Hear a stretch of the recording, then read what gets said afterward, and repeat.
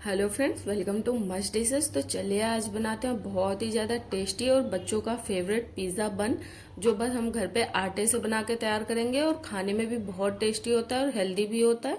तो ये भी हमने सारी वेजिटेबल ले ली है पिज़्ज़ा की, जो भी आपके पास अवेलेबल है वो ले सकते हैं। फिर भुट्टे को इस तरह से पानी में डाल के 5 मिनट के लिए बॉयल कर लेंगे। फिर जो भी वेजिटेबल लिए हैं उनको इस तरह से हम बारीक बारीक चॉप कर लेंगे। ये भी हमने शिमला मिर्च, गाजर, टमाटर, पत्ता गोभी को बारीक चॉप कर लिया है और प्याज को भी हम इस तरह से बारीक चॉप कर लेंगे। फिर ये सारी वेजिटेबल एक प्लेट में ट्रांसफर कर देंगे और तब तक ये 5 मिनट हो चुके हैं। भुट्टा भी हमारा अच्छे से बॉयल हो चुका है। अब इसको हम निकाल लेंगे और निकालने के बाद इसको हल्का सा ठंडा कर लेंगे, क्योंकि ये बहुत ज़्यादा गर्म रहता है, इस वजह से कट करते नहीं बनता है। इसको हम हल्का सा ठंडा करेंगे और करने के बाद फिर इस तरह से इसके दाने को, कॉर्न को अलग कर लेंगे। फिर इसको भी उसी प्लेट में ट्रांसफर कर देंगे। फिर आटा हम इसका लगा के तैयार करते हैं। ये भी हमने 1 कप सिंपल गेहूं का आटा लिया है। अब इसमें हम डालेंगे ½ टी स्पून करीब नमक। फिर इसमें डालेंगे ½ टी स्पून बेकिंग सोडा या फिर मीठा सोडा, खाने वाला सोडा। फिर इसमें हम डालेंगे ½ टी स्पून चीनी, 1 टेबल स्पून रिफाइंड ऑयल और फिर इसमें डालेंगे 4 टेबल स्पून के करीब बिल्कुल खट्टी दही हमें लेना है, जिससे कि आटा हमारा अच्छे से थोड़ा सा फर्मेंट हो जाए।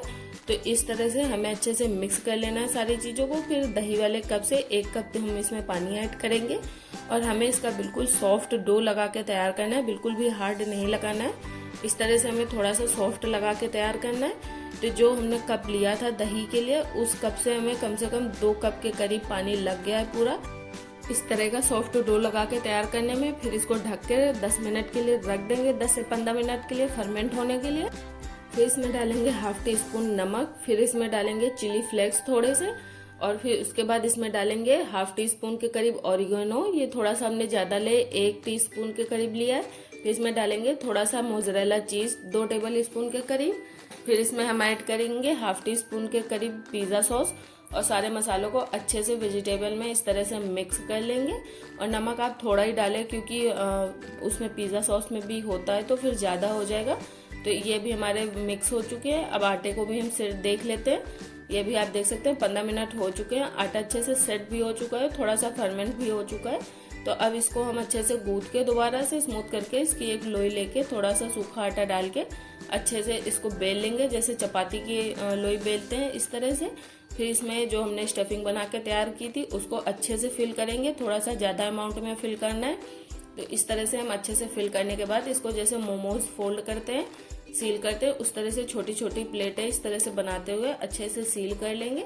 और फ्रेंड्स, अगर आपको हमारी ये वीडियो पसंद आए रेसिपी, तो प्लीज चैनल को सब्सक्राइब जरूर करिएगा और बेल आइकन को भी प्रेस करिएगा, जिससे कि आपको आने वाली वीडियोस की नोटिफिकेशन भी मिलती रहे और फिर आपके लिए और भी अच्छी अच्छी सी रेसिपीज लेके आते रहेंगे।